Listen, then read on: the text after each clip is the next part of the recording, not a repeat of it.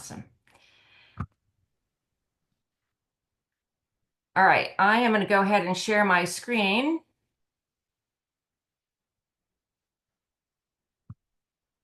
And let's see. How's that look? I can't tell if this is So far, so good. okay. Great. A banner at the top. I don't see any of your notes at this point. So I think if you have slides with notes on it, we've just got the main slide. That's what it looks Perfect. like. Okay. Yeah, it's kind of hard to do both, honestly. I've never figured that out, but that's just fine.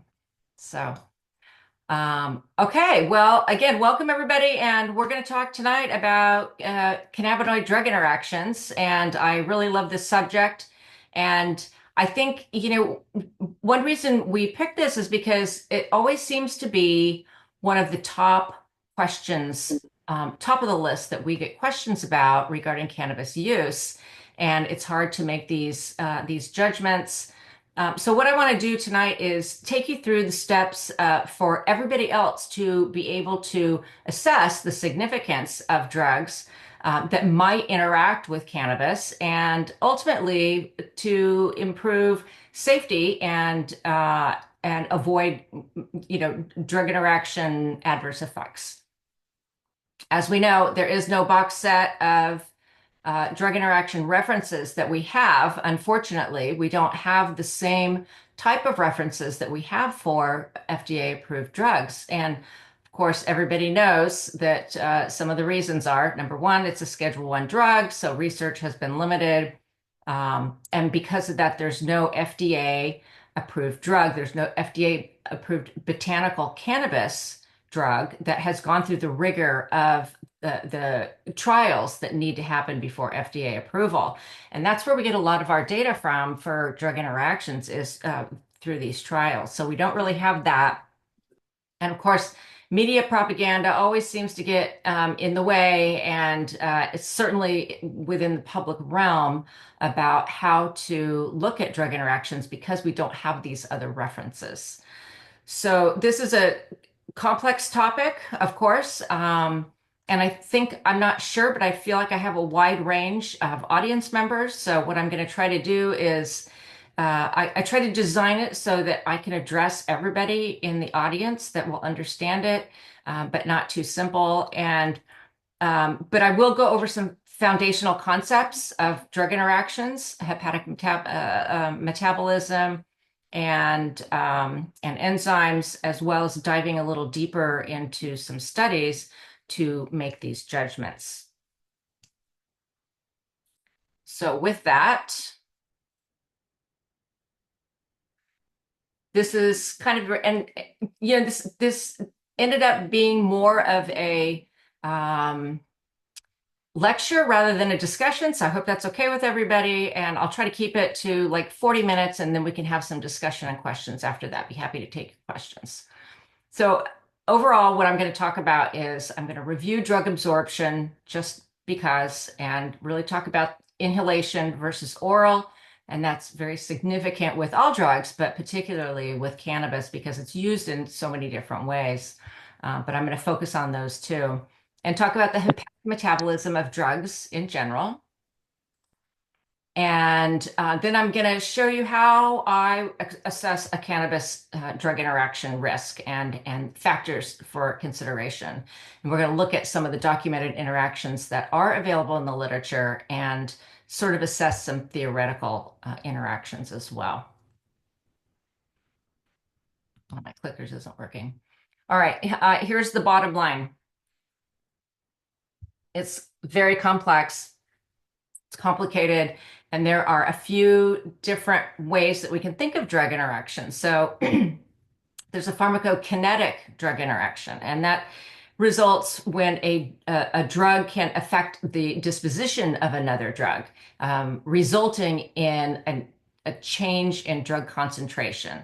And that can be problematic if there's too much or too little of that drug. So that's a physical drug interaction. There's also pharmacodynamic drug interactions, and that's when a drug might influence another drug's pharmacologic response, and either you know make that make that response a little bit higher or a little bit less, and but it doesn't really change the drug concentration. And of course, there's additive toxicity. So if you have one drug with this side effect and another drug with the same side effect and you put them together, that is going to result in a greater side effect. So that's additive toxicity. All right, I just thought for fun we should, look at some of the first pass metabolism in some visual art. So here, this is the absorption of oral drugs, and I'm going to compare it to the absorption of inhaled drugs, which is very different as far as drug interactions and bioavailability goes. This is probably very familiar to everybody here, but just to review, drug goes into the gut lumen, and there are so many ways that the body really wants to take out whatever's coming in your gut. And that is for protection, for poisons, whatever. But anything that comes in, including a drug that is useful, has to go through a lot of steps in order to get into the circulation. So this can first, if it doesn't exit with the feces, then it must go through the gut wall. And there are cytochrome P450s enzymes in this entire system. So they're all over our body. However, the gut wall has a fair number of cytochrome P450 enzymes, as well as P-glycoprotein, which is a pump efflux that is used for pumping back that drug back into the gut lumen in order to get rid of it. So I'm sorry, my cursor is kind of being weird. So once it gets through the gut wall and survives, then here it is. This is the big house. This is where all of the drug metabolism happens, mostly in the body anyway. This is where most of the cytochrome P450s are. And a drug must go through this system in order to make it all the way through to the circulatory system. So whatever doesn't come out here and here and here gets through. And this is what you kind of depend on when you're delivering a drug. You deliver this dose knowing this is going to happen, and then you get this concentration over here. So we know a lot of the bioavailability of drugs, but if something interferes, then that's when it can be a problem. So clearly, and that's, let's see, and that's considered first pass metabolism for those who don't know that. So this is in comparison to the absorption of inhaled drugs, which is very different. Inhaled drugs go directly into the lungs and from there directly into the circulatory system. There are cytochrome enzymes in both of these systems, but to a much more minor degree than in the liver. So you do not have this first pass metabolism. Therefore, none of those metabolites really occur to any great extent for inhaled drugs. So you can see that oral drugs are much more subject to a drug interaction if that's going to occur than an inhaled drug. And that's all going to happen in the liver. All right, I don't know if you've seen this before, but I just thought I'd throw this out here for the nomenclature of cytochrome P450 system. The CYP is the root symbol for cytochrome P450s. Next, you have the family, which is the number, so 2. And the subfamily is C in this instance, and the gene identifier is 9. And you have a whole bunch of different ones, but that is how those are named. And there are certainly a whole bunch of those. There's 57 human cytochromes in the body. But if you look at between all those 57, only 93% of drugs are metabolized by just a few of them. And these are in this pie chart here. And these are the predominant cytochrome enzymes that metabolize pretty much all of drugs that we take. And you can see here the big chunk goes to 3A4, and that is the huge metabolizing enzyme in our body, and primarily liver, like I mentioned before. So why do we care about CYP inhibition? Well, we care because if you inhibit these enzymes in your liver, what have you, that can increase drug bioavailability. It can reduce drug clearance, which ends up resulting in prolonged drug concentrations. and therefore an increased risk of adverse effects. So that's why we want to pay attention to CYP inhibition. And you have to also realize that multiple drugs can compete for the same enzyme. So the same active site in an enzyme, multiple drugs can compete with that for that. And also, one drug might utilize several different CYPs. So it's very complicated, and I'm going to try to simplify it as much as I can. And this is not the simplified version of it, but I just had to talk about the the binding affinity, which is known as Ki, and this is simply known as the attraction of a drug to a particular enzyme. So because of this, the drug concentration that can be achieved at the enzyme is very critical. And just to think about it in general terms, the lower the Ki, the higher the risk of inhibition. I threw out this number here as less than 1 micromolar, and the higher the Ki, the lower the risk of inhibition. So some of these Ki's are known to some degree anyway, not fully, not the full extent, but there are a lot of Ki's that have been calculated. So you can see if you have a lower Ki, you need less concentration of the drug because, and then you have a higher risk of inhibition. The higher the Ki, the more drug you need in order to overcome this lack of affinity. So just to throw out a number that makes sense, ketoconazole is our iconic 3A4 inhibitor, and it's well known that that inhibits cytochrome 3A4 very well, and that Ki is 0.014, so it's very low. So you can just kind of get a sense of what these numbers are. All right, now I'm going to go through some of these. This is a simplistic version of enzyme inhibition, but I love a visual, so I'm just going to go ahead and spell this out just so that we can all be on the same page. So here's your enzyme, here's your substrate or your drug that you want in the body, let's say, and there's an active site here. So this substrate fits in this active site just perfectly, and the enzyme does its business, chews it up, and then spits out these metabolites. So we know that. We're used to that. We expect a certain dose of this drug to go in knowing that some of this is going to be metabolized to these. Now, of course, this parent drug is also going to be released and won't be metabolized. Not every piece of it is going to be metabolized in general. But let's say here's your enzyme again, and you have an inhibitor, and the inhibitor has the same shape and has the same affinity for this active site. So this inhibitor gets in, and guess what? The enzyme cannot metabolize the substrate drug that you want. So what happens? You end up with more of this substrate in your body that you wanted if you throw in this inhibitor that you weren't anticipating to begin with. So to complicate matters, there's a couple different types of inhibition, and I'm just going to illustrate competitive inhibition because that's important. Here's your enzyme again, and here's your victim drug. So let's say this is the drug you want in your body at a certain concentration, and you don't want an inhibitor to mess it up. And I'm saying the inhibitor here is CBD, just for example. So if you have a higher concentration of this victim drug and a lower concentration of this inhibitor, then the substrate is going to win over this, and the inhibitor is not going to be, it's going to have a negligible effect, and you're just going to have the substrate just as you normally did, the same concentration. So what I'm saying is a low dose of CBD may not affect this victim drug if there's a high enough concentration. It's all about what concentration can be achieved at the enzyme in the liver.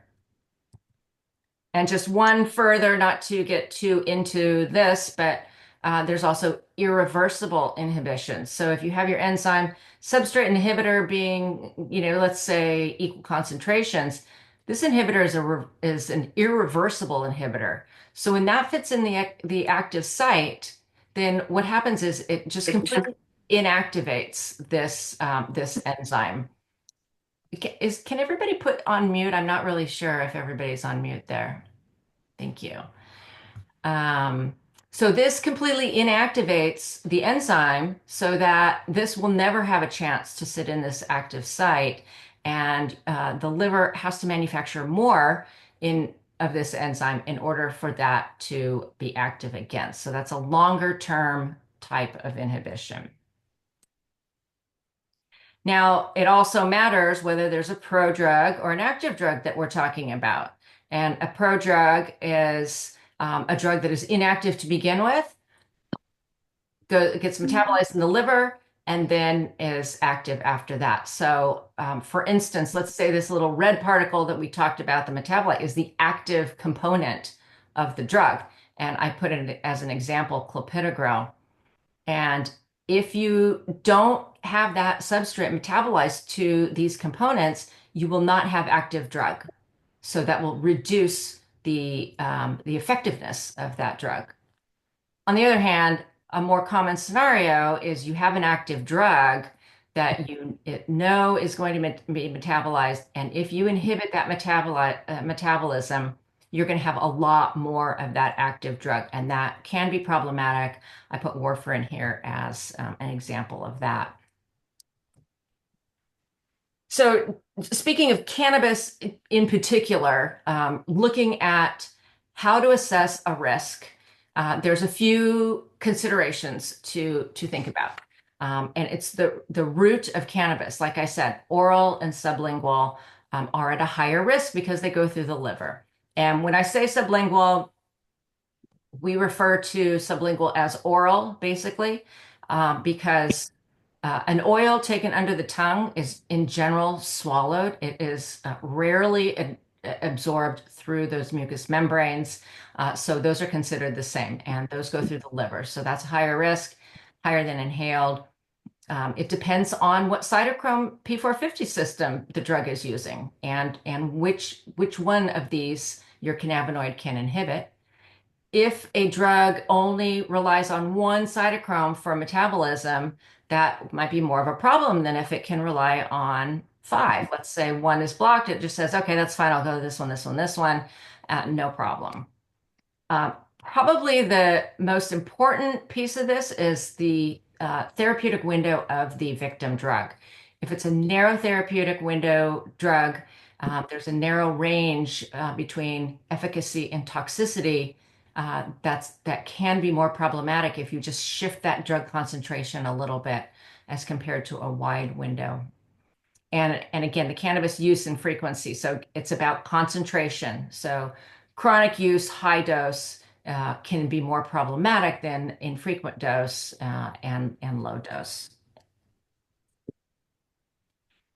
And again, it matters what cannabinoid we're talking about. They all have different activities at different enzymes. So I don't have time to go into and or honestly knowledge about a lot of these other cannabinoids. I don't think there's a lot out there. So I'm going to focus on THC and CBD today, and we'll go through some of the studies.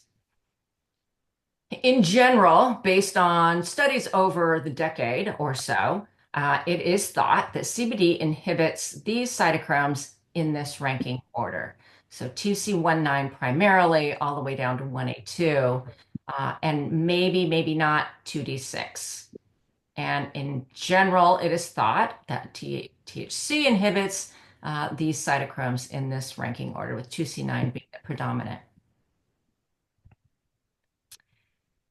So, how do we as pharmacists, how do we assess drug interactions? What we do is we look at all sources, all references that are available. And certainly there's online websites, hopefully like a PubMed, but we look at Micromedics as a reference source, Lexicomp, clinical pharmacology, et cetera. And we see what's available there. We look at package inserts because package inserts have a good amount of data for drug interactions, if there's an FDA-approved drug, of course. And then we go to the literature, and I'm going to take you through a few of these. And, it's good to look at all of these together to really get a good picture in your head about what is going on. You got to look at all sides, of course, for everything. So this is my pet peeve. I know my colleagues have heard me talk about this a lot, but there are too many too many publications in different sources that say to look that they direct the public to look at drugs.com to see if there is an interaction with one of their medicines. And I challenge you to look at drugs.com, and I'll just give you a little spoiler alert. If you look that up and you plug in cannabis, here's what you get. 391 drugs known to interact with cannabis, along with one alcohol food interaction. Food is not mentioned actually. And of the total drug interactions, 26 are major and 365 are moderate. So that is highly inaccurate for one thing, and vague, and is not helpful for anybody, certainly not the public, to be looking at this. And then here's a letter, this is the San Diego local paper, Union Tribune. This was a couple years ago, and somebody submitted this to a letter to the editor. So just, John Q. Public, with this kind of a scare uh, notation. Ibuprofen becomes over-effective that can damage the liver. Researchers have identified 139 medications which are affected, with 57 dangerously affected. And these folks at Washington State reported that THC ultimately has some effect on 70% of commonly used drugs. And again, that is not correct information. And I actually did submit a rebuttal letter to that, which they published, which was nice. Whether or not this person read it, I don't know. All right, so let's take our references that we have. We have micromedics, and I'm just going to go through these very briefly because I'm not complaining about micromedics. They just don't have the references that they need in order to update the files. Oops, sorry. But here's what you'll find on micromedics: barbiturates, calamus. Okay, everybody know what calamus is? Okay, I didn't either. It's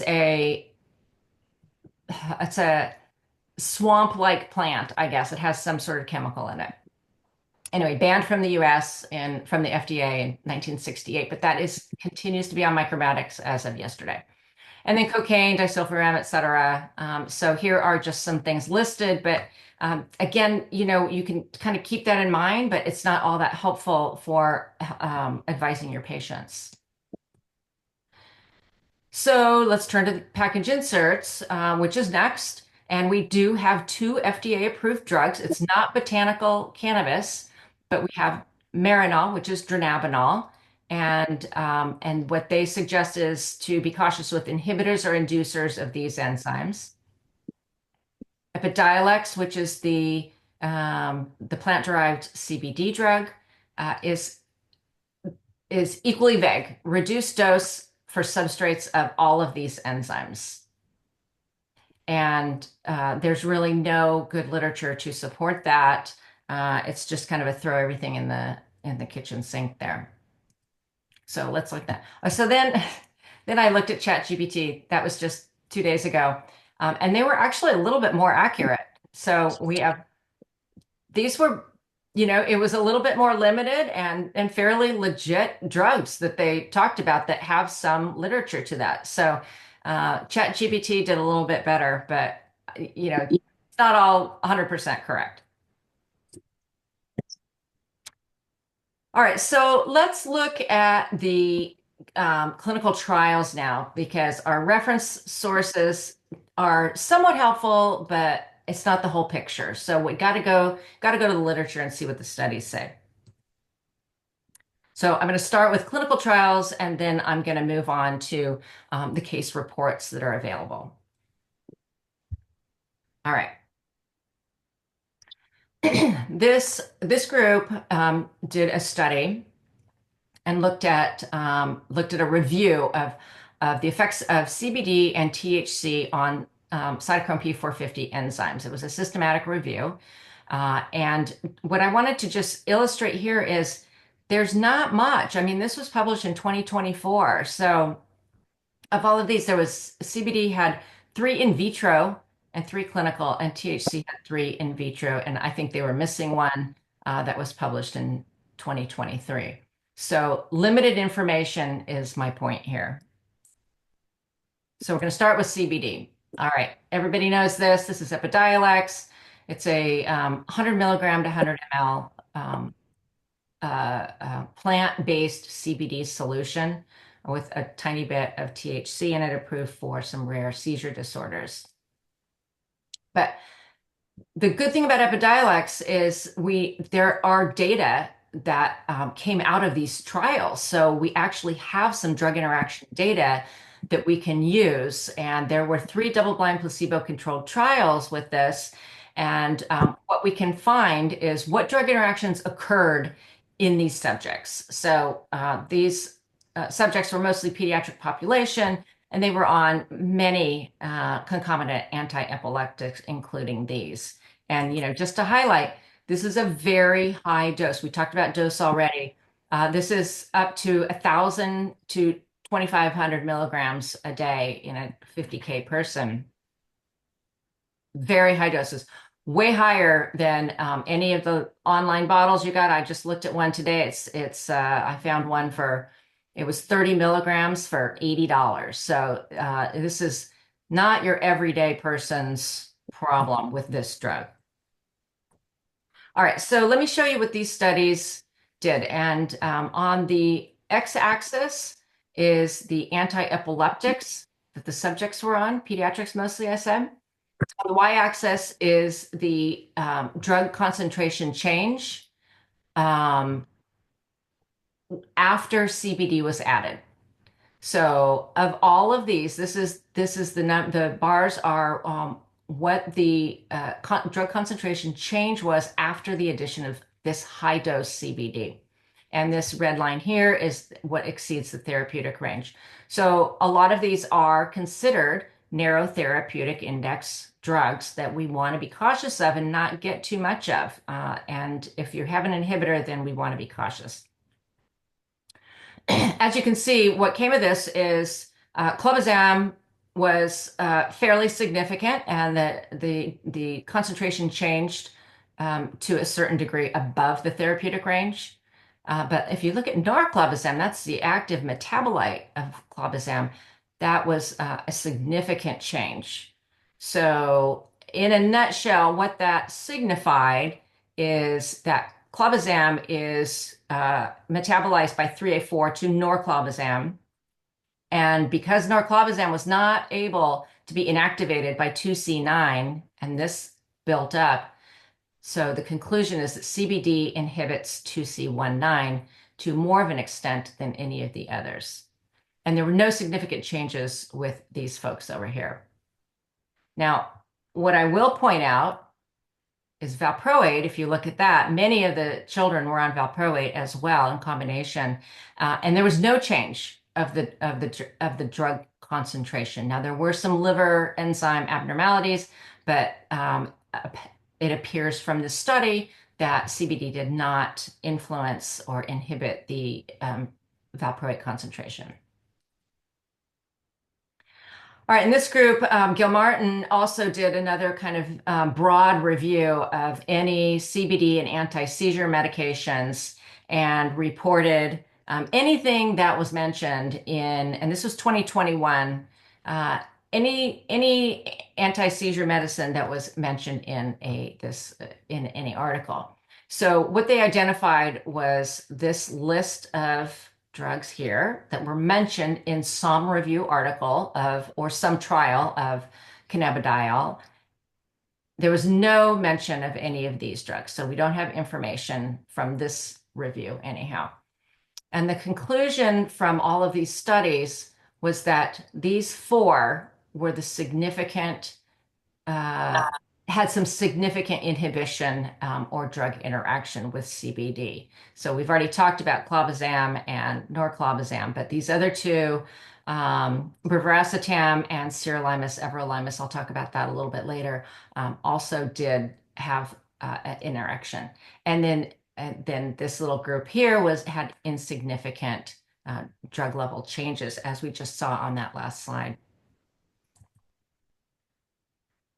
So let's look at this study. This was a great study. I love this study. And it was a fantastic group, Bansal, Zamaripa, Vandry. And what they did is this was in obviously 2023. So this just happened and it was a well done study. And what they wanted to do is find out what does CBD inhibit and what does THC inhibit. And what they did is they took 18 adults and it was a randomized crossover study. And they used an oral brownie. That was their formulation, and that's what the pharmacists got to do. They got to formulate this oral brownie with CBD and THC in their little compounding labs. And they had three different groups. They had a placebo group, they had a CBD dominant group, and the CBD dominant group. This was a brownie, so it was 640 milligrams of CBD, 20 milligrams THC. And then they had a THC dominant, which had no CBD, and again, the same dose of THC. So both THC brownies had the same dose. The difference really was how much CBD was in this one. So subjects took this brownie, and then 30 minutes later, they were given this probe drug cocktail. So this is a fairly standard cocktail of drugs that is given because they are fairly well known to be substrates of each of these different enzymes that you see. So they said, okay, let's give the brownie, give them the THC, give them the CBD, give them all the substrates and see what's inhibited. What they found, and I don't have all the results here, there's not enough time, but they found that this THC, the combination brownie with the CBD and the THC, inhibited these drugs in this order. So omeprazole, which is a 2C19, was the highest, had the most inhibition, followed by 2C9, 3A, 1A2, and dextromethorphan was not impacted at all. So that's why on that prior slide I had that it may or may not influence 2D6 at all. Now, interestingly, the plain THC brownie inhibited none of them. So I think that was a little bit surprising because we've had reports of THC causing some inhibition, but in this case, and this was a single dose study, this is not chronic use, this was an oral single dose study. So there are some limitations there. And remember, this was a very large dose of CBD, but in conclusion, I mean, you got to conclude from this that it's all CBD. CBD is the culprit with most of these drug inhibitions. And even more surprising was what happened with the THC concentration. So the CBD brownie increased the THC concentration by 160%, pretty significantly. So, there's a lot of chatter everywhere. I'm sure everybody's seen it about how CBD might mitigate the effects of THC and cause less drowsiness, less psychoactive, components of that. That does not appear to be true based on this study, and there are several others that are like this. So, just looking at this graph, this is a logarithmic graph. So this is doesn't look nearly as significant as it really is. These solid lines are THC, and and you can see that this is without the CBD, this is with the CBD, and this is the metabolite. So both of them increased pretty substantially. All right, let's move on to propofol. That's getting some traction now too. Several reports. I think I've seen at least 3, maybe more.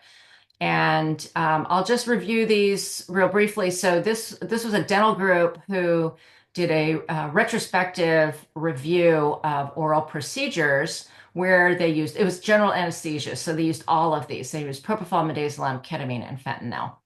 And what they noted is the substantial increased needs of propofol from cannabis users versus no cannabis users. So this is no cannabis users used 117, cannabis users used 152. So that was a pretty significant increase in needs of propofol.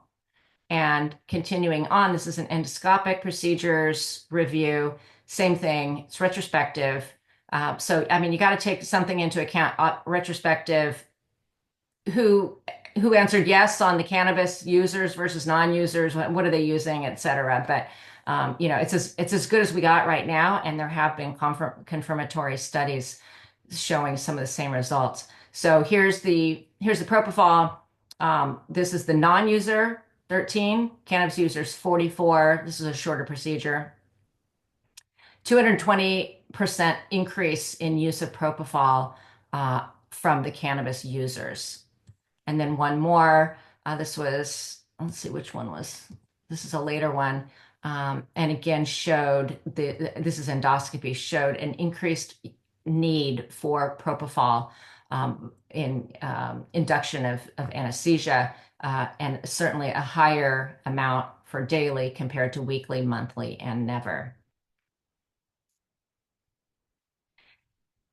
I'm sure everybody's seen this, but this is just the food effect. A high-fat meal is fairly well known to cause increased bioavailability absorption of both CBD and THC. This is the Epidiolex, so this is CBD showing an increased bioavailability, and this is the THC and CBD down here showing you that there's higher THC after food, higher CBD after food, and a delay in absorption. So we just need to make sure that we know taking food with your CBD or THC oral is going to affect the rate and the duration and the amount of THC and CBD in your system.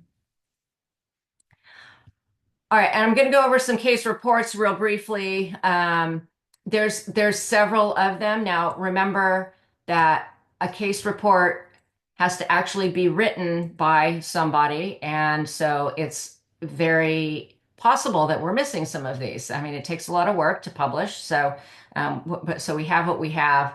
But there are a few of them that I'm just going to go over, the most significant ones, in my opinion. And I would say warfarin always comes out on top because it's clearly a narrow therapeutic index drug. We need to pay certainly attention to any interference with the warfarin levels that changes the INR and can cause bleeding.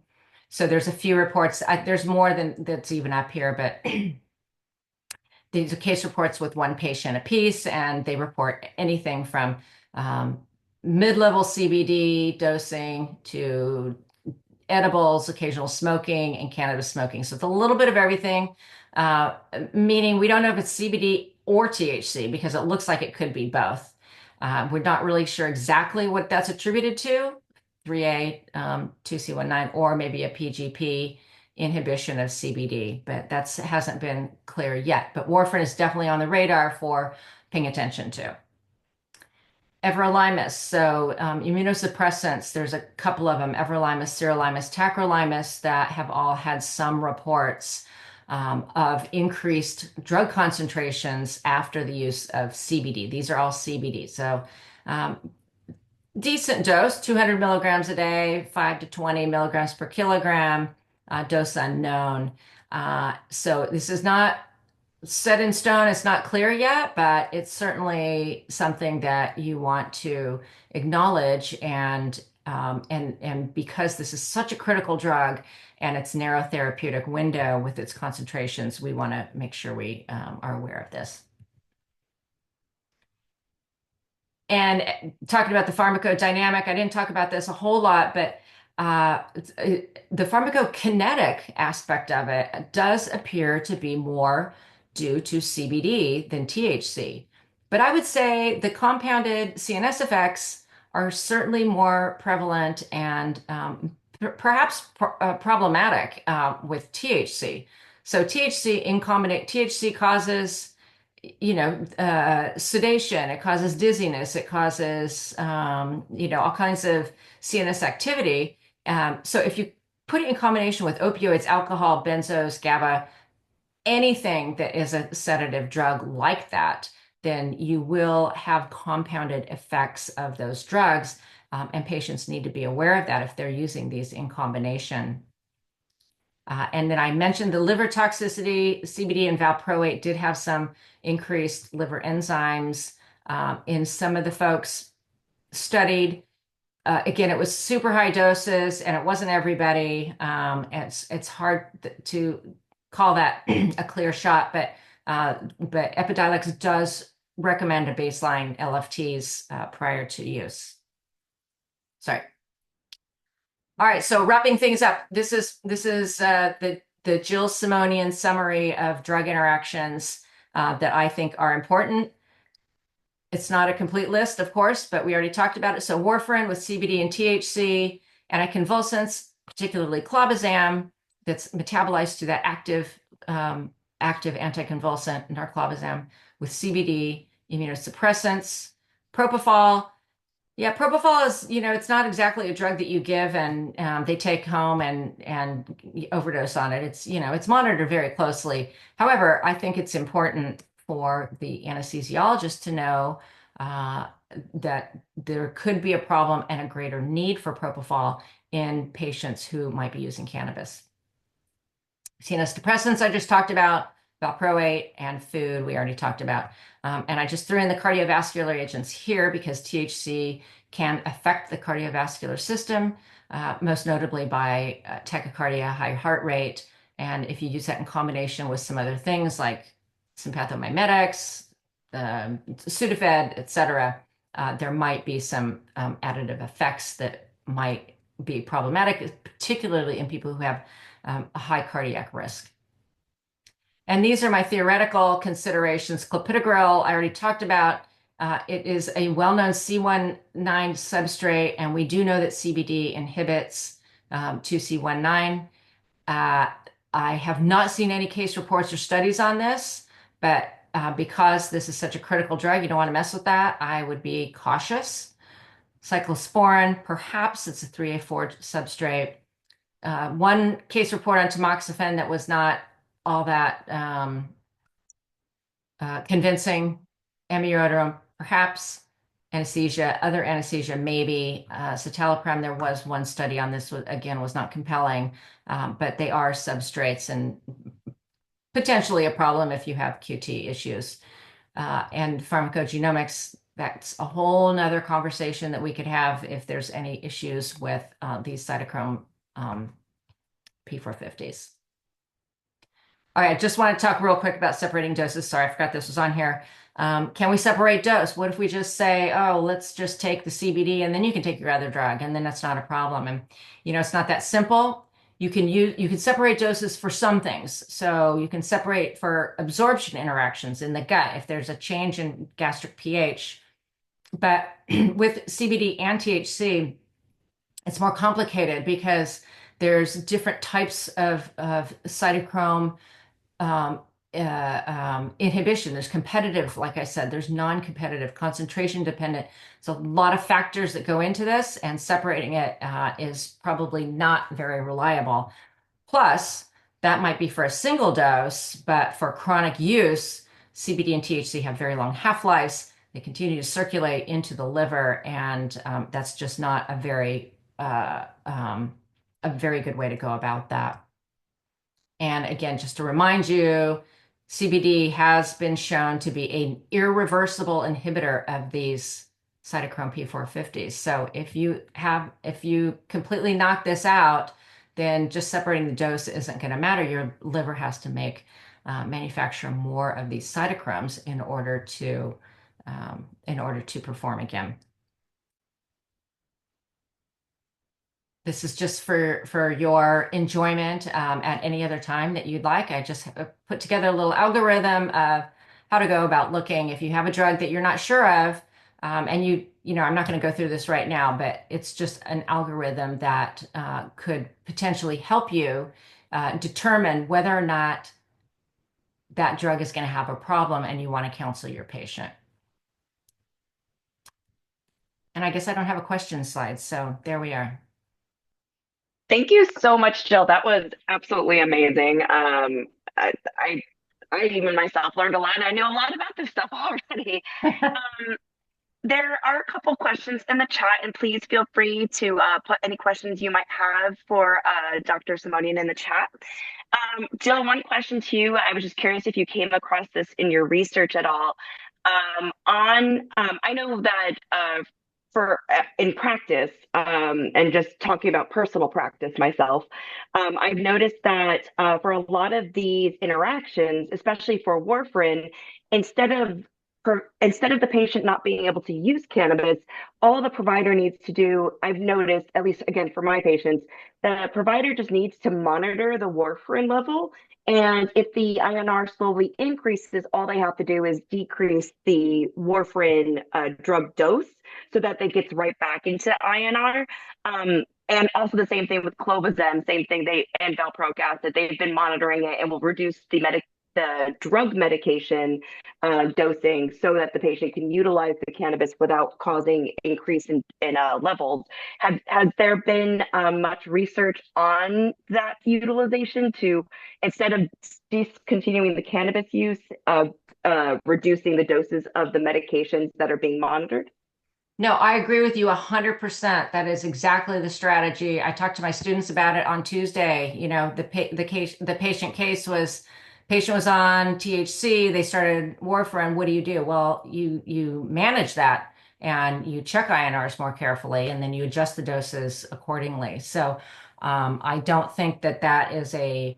I don't think you need to stop either one of those right off the bat unless it continues to be a problem.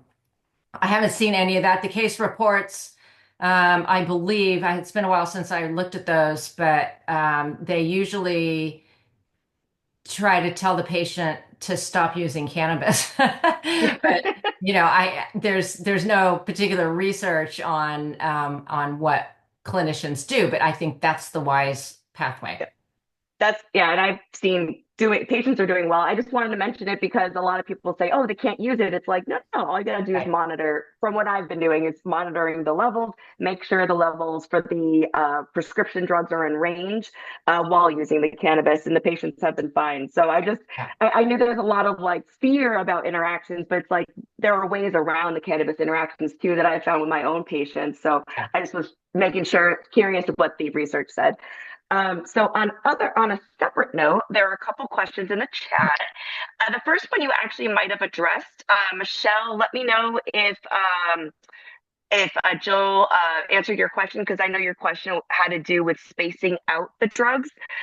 And I know that Jill went over recent, like towards the end of the presentation, on if spacing out the drugs by an hour or two would make a difference or not. And I do the same thing with my patients, as Jill said, where you can't always space them out because some of the half lives are so long, especially for the oral, for like the oral ingested type. But so let me know if there was more questions you had for that, Michelle. Mitchell, sorry, Mitchell. And then Jacqueline had a question. Oops, sorry, let me go back up.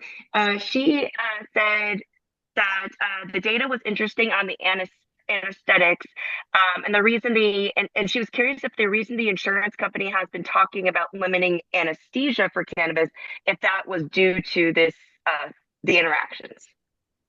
Wow. That's an interesting thought. So the reason the insurance company has been talking about limiting anesthesia in cannabis patients, Jackie? No, they've been like, I believe it was Blue Cross Blue Shield had proposed only paying for a certain amount of anesthesia for surgery. Oh, Wow. okay. And that, so any of the Punishing. anesthesia used after like whatever the decided amount was, I guess gets billed to the patient. But yeah, I mean, I felt like there was this uproar in the anesthesia community, like, and the surgery community. I mean, just absolute like panic. They had never considered. And I was just curious because I hadn't seen that data before. That was super interesting. I was curious if anybody knew if that was one of the reasons why that conversation started. No, I don't know. That is frightening. I work for I'm not Blue going to Shield. volunteer for one of those Yeah. procedures anymore. Uh, Jacqueline, just to let you know, I work for Blue Shield and I Yeah. haven't heard this at all. Oh, So, yeah. yeah, so I mean, I maybe it was something they were proposing, but as of right now, they're still approving the normal utilization for anesthesia. Okay. All right. Yeah. Yeah, that was Yeah, it I'm was not a sure. Yeah. conversation this last year. And I was like, oh, well, that's exciting. And I felt like everything kind of got paused after that event um, with the death of the CEO, but Oh, there were some interesting conversations that were happening around anesthesia, and and so then I didn't know. Does anybody know if anesthesia um, is changing? Like, are people getting away from propofol? Yeah, that I that's I'm not outside sure. my scope. Yeah. Okay, I thought I would just ask. It's Yeah. just curious. It's just curious. All right, thanks. All I can say to you about propofol is I know it's usually given for colonoscopies, and I can tell you that I just had one and I was given midazolam instead. So I think some providers might be going away from propofol just for safety, but not due to cannabis. I think in the long run, it might also just be cheaper. It's cheaper. Got it. Okay. Yeah. Okay. There was a question from Nurse Wendy. She asked if cannabis can cannabis increase respiratory depression in adults, in children? My understanding is that because there are few CB1 receptors in the midbrain, cannabis is generally safe for adults, but children who got into edibles were hospitalized and placed in critical care. That's a very interesting question. To my knowledge, from what I have always learned, there are no CB receptors whatsoever in the brainstem where the respiratory drive is. So I don't know.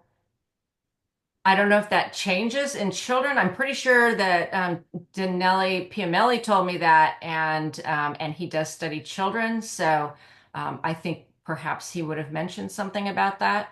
I don't know.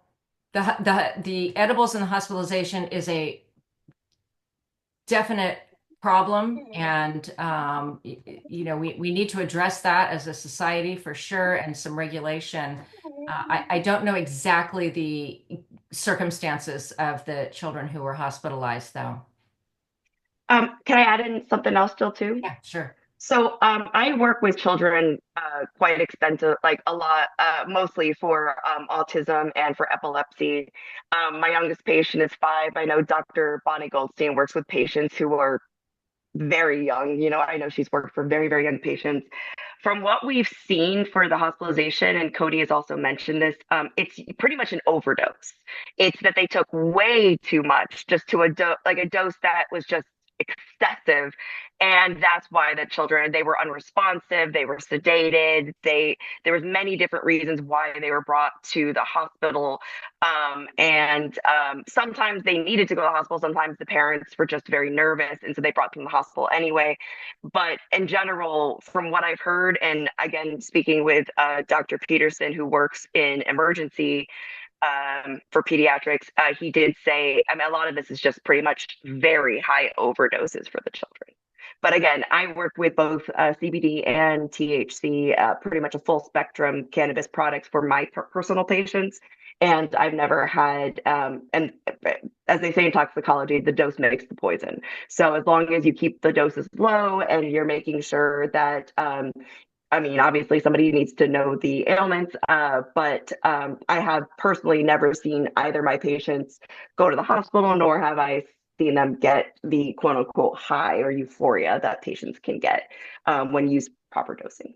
So I hope that helps a little bit. Um, Mitchell says, thank you so much for an incredibly informative talk. Um, Uh, can you comment on the death related to combining meloxicam and a nanoparticle CBD product? Any insight into drug-drug interaction with CBG and heart medication?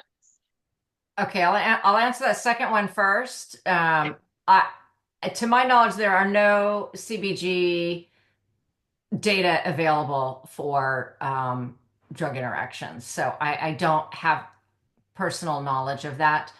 It might be out there, and I just don't know. Don't know everything.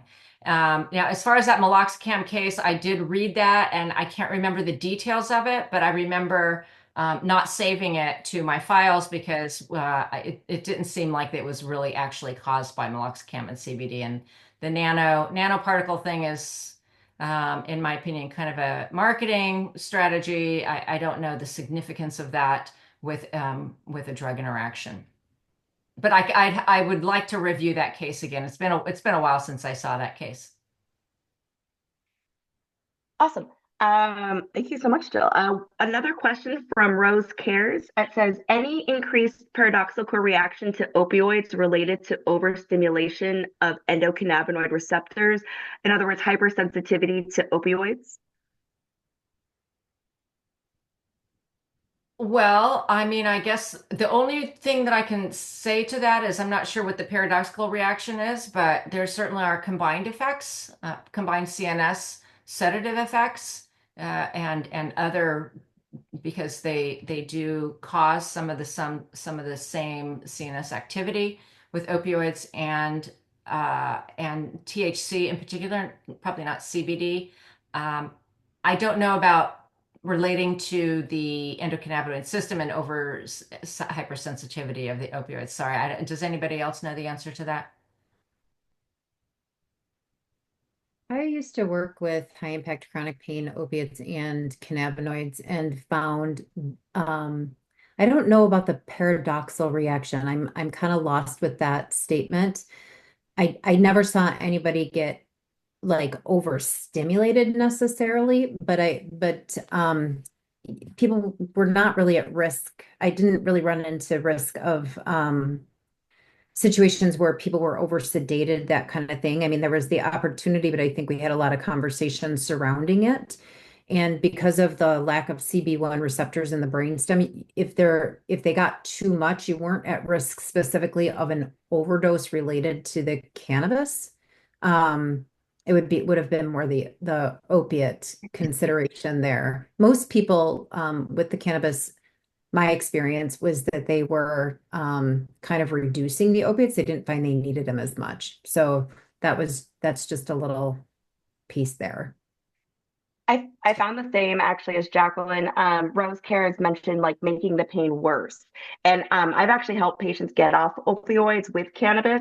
It's never made the pain worse. That's never a situation I've personally seen in my own practice. What it does is usually the patients on opioids, they're already not really working well or fully. So they start on the cannabis, and then just like Jacqueline said, over time, after some time on the cannabis, they start reducing their opioid need because they don't feel the pain as intense. So they are actually able to get off to reduce their opioid utilization, and then over time actually be able to get off their opioids if that's what their plan is. But again, I've never seen it actually make the pain. I've never seen cannabis make my patient's pain worse, though. It's always been an improvement, at least from what I've seen in my practice. Well, can I If add into that? Because you brought something up that I didn't read that question quite right. So if somebody has opiate-induced hyperalgesia, I have not seen cannabis make opiate-induced hyperalgesia worse. In fact, I think probably because we're lowering the opiates at that point, it got better. Would you agree with that, Dr. Johnson?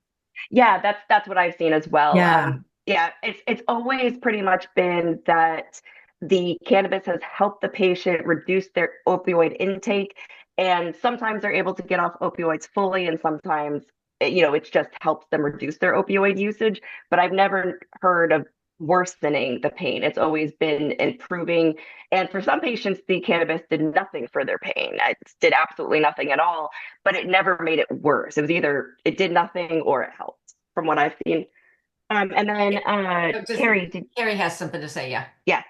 Yeah. So my background's more from a clinical pharmacologist point of view, studying the cannabinoids and kind of the healthy volunteers, subject trials versus in patients. But my reading of the data here is that for an acute pain, somebody who has been utilizing cannabis chronically is put into an induced pain, like they have to stick their hand into a bucket of cold water. They put electrodes on their skin, and it kind of gives a burning feeling. When in patients or people who have been utilizing cannabis, THC type cannabis chronically, that actually does lower the pain threshold, meaning that they will feel pain earlier than those who don't. And that's been actually shown several times, like in many different studies. How does this play out in the patient population? I don't see it really great data. It goes both ways. You'll find trials. There's a trial with women who are status post hysterectomy, and they try to treat utilizing THC, and the ultimate needs are more adjunctive pain.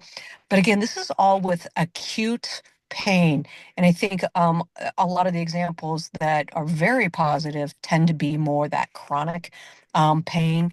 Like if somebody's been utilizing an opiate for a while, trying to manage something that THC will be helpful.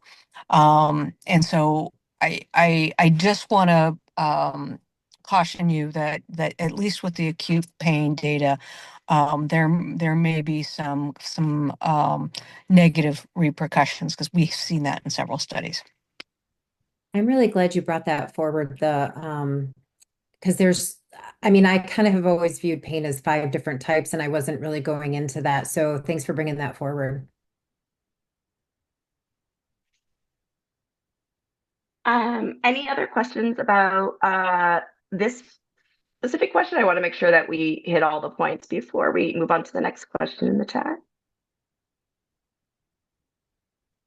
Okay. The next question in the chat is, I've seen data on CBD, THC, and CBN drug-to-drug interactions. Have you seen data on for any other cannabinoids? As memory serves, at least one of those studies was done on organs, not in living humans. Can that impact the findings? I haven't seen a lot of data on the other cannabinoids, potentially because they're used at a lower dose. I'm not sure, or it's just not out there that I know anyway. And there are a lot of preclinical studies on drug interactions and or done in human liver microenzymes. The issue with that and the caution with that is the doses are so different than what is achievable in a person, and they are usually much, much higher. And or, preclinical trials, just like any other drug, it might do something in the petri dish, doesn't necessarily do the same thing in the human being. So yeah, there definitely are a lot of trials with those HLMs and other, mice or whatever. But in general, the doses seem to be quite a bit higher than what is achievable with regular dosing.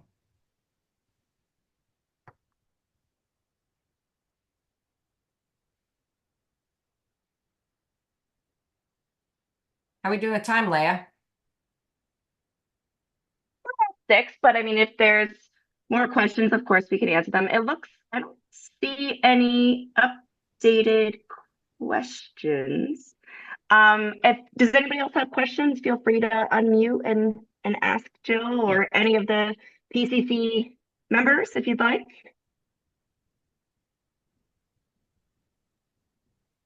Okay, I'm not hearing any others. So just to provide you guys with a little more information about PCC, we do post all of our recordings for all of our education nights on our website, and they are available to members. Members can watch all of our previous recordings at their leisure. And so please, if you're interested in becoming a member, you just need to go to www.pcccrx.org,